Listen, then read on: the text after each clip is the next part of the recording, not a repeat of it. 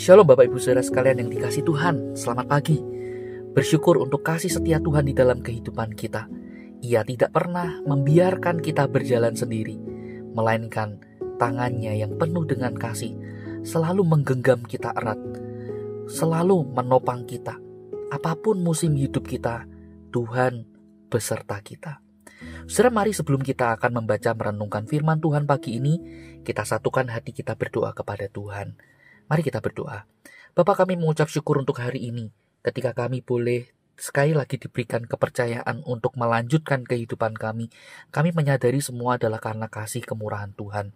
Tuhan, tolonglah kami. Pada saat ini kami hendak membaca dan merenungkan firman-Mu. Biarlah firman-Mu sekali lagi boleh mengingatkan kami, berbicara dalam hati kami, menuntun kami di dalam jalan kebenaran Tuhan. Kami serahkan waktu ini di dalam nama Tuhan Yesus kami berdoa. Amin. Saudara sekalian yang dikasihi Tuhan, pada pagi ini saya ingin mengajak kita untuk memperhatikan satu bagian firman Tuhan yang terambil dari 1 Tesalonika pasal yang kelima ayat yang ke-18. Demikian firman Tuhan. Mengucap syukurlah dalam segala hal, sebab itulah yang dikehendaki Allah di dalam Kristus Yesus bagi kamu. Sampai di sini kita membaca firman Tuhan. Saudara, dalam dunia yang seringkali dipenuhi dengan berbagai macam rasa takut, kekhawatiran, ketidakpuasan, bahkan ketika kita ada di dalam situasi seperti itu, bisa saja kita mengeluh. Situasi kondisi yang kita hadapi tidak mengenakkan, tidak nyaman buat hidup kita. Nah, saudara, saat itu, saudara, yang sangat mudah kita lakukan adalah mengeluh, protes. Kenapa begini, kenapa begitu? Nah, berbicara tentang mengucap syukur, maka akan menjadi sebuah hal yang aneh. Atau bahkan juga menjadi sebuah hal yang sulit ketika situasi dan kondisi hidup kita tidak mengenakkan, tetapi kita bisa bersyukur. Nah, tetapi saudara, menariknya, bagian firman Tuhan yang tadi sudah kita baca pada pagi ini mengingatkan kita. Justru di dalam kondisi yang seperti itulah, yang tidak mengenakkan, yang tidak nyaman, berat, kita diingatkan bahwa mengucap syukur itu bukan sekedar luapan emosional atas keadaan yang baik, yang aman, nyaman, menyenangkan. Melainkan ternyata mengucap syukur adalah sikap rohani yang bersumber dari pengenalan akan siapa Allah itu. Nah, di sini Paulus menulis, mengucap syukurlah dalam segala hal, sebab itulah yang dikehendaki Allah di dalam Kristus Yesus bagi kamu.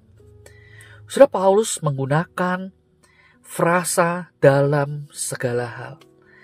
Saudara, Paulus ingin mengajak kita untuk melihat di tengah semua hal yang terjadi di dalam kehidupan kita, apapun kondisinya, terlepas dari semuanya itu, saudara, kita perlu mengucap syukur. Namun kita diingatkan, ucapan syukur ini bukan bersumber atau datang dari kekuatan diri kita atau hikmat kita. Kata kuncinya adalah di dalam Kristus Yesus. Jadi saudara, mengucap syukur adalah bentuk atau wujud dari relasi kita dengan Kristus yang telah menebus hidup kita. Kita bisa bersyukur karena di dalam Kristus kita tahu bahwa kasih Allah tidak pernah meninggalkan kita dan tidak ada yang dapat memisahkan kita dari kasih-Nya. Hal-hal kesulitan, penderitaan tidak akan mampu memisahkan kita dari kasih Kristus. Itu sebabnya, saudara, bersyukur dalam segala hal adalah bagian dari hidup baru yang berdasarkan relasi pengenalan kita akan Allah dan hidup baru yang dipimpin oleh Roh Kudus. Nah, dalam konteks 1 Tesalonika pasal 5 ini, saudara, Paulus sedang menasihatkan jemaat Tesalonika untuk hidup kudus, berjaga-jaga, bersekutu dalam terang Injil sambil menantikan kedatangan Tuhan. Di tengah penantian itu, Tentu akan ada tantangan, penganiayaan yang mereka alami. Tetapi mereka tetap dipanggil untuk bersukacita, tetap bersukacita, terus berdoa dan mengucap syukur. Kenapa? Karena Allah sedang membentuk karakter ilahi dalam diri mereka. Seperti yang pernah dikatakan oleh Timothy Keller, sukacita sejati bukanlah hasil dari tidak adanya penderitaan. Tetapi sukacita sejati lahir dari kesadaran bahwa Allah hadir di dalam penderitaan.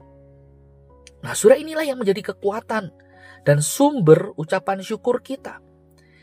Dalam kehidupan sehari-hari, bersyukur senantiasa berarti memilih untuk melihat anugerah Tuhan di tengah segala masalah, di tengah segala pergumulan. Ini bukan berarti sekedar optimisme kosong, bukan. Tetapi ini adalah iman yang hidup, yang berdasar pada pengenalan akan Allah. Bagaimana Allah adalah Allah yang setia, Allah yang tidak pernah meninggalkan perbuatan tangannya. Allah selalu ada bersama dengan umatnya. Dan wujud kesetiaan Allah itu, kasih Allah yang besar itu dapat kita lihat dari peristiwa salib.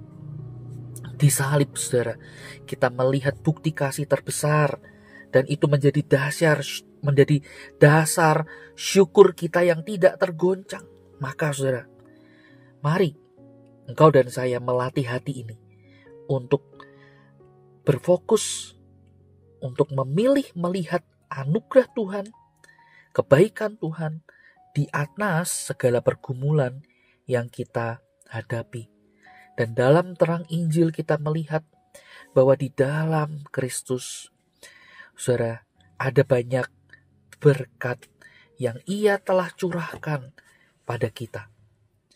Ia mengampuni kita, Ia mendamaikan kita dengan Bapa, Ia memberikan kita pengharapan yang kekal, sehingga barang siapa yang percaya kepadanya tidak binasa, melainkan beroleh hidup yang kekal.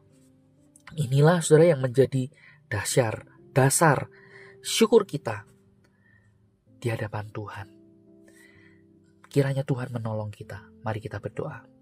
Tuhan, terima kasih untuk firman-Mu yang boleh sekali lagi mengingatkan kami betapa kami perlu menjadi orang-orang yang senantiasa bersyukur di hadapan-Mu. Sebab Engkau adalah Allah yang selalu bersama dengan kami, menopang kami. Kau tidak pernah meninggalkan kami. Inilah yang menjadi dasar syukur kami. Terima kasih Yesus, kami berdoa di dalam nama Tuhan Yesus. Amin. Selamat pagi, Tuhan Yesus memberkati kita.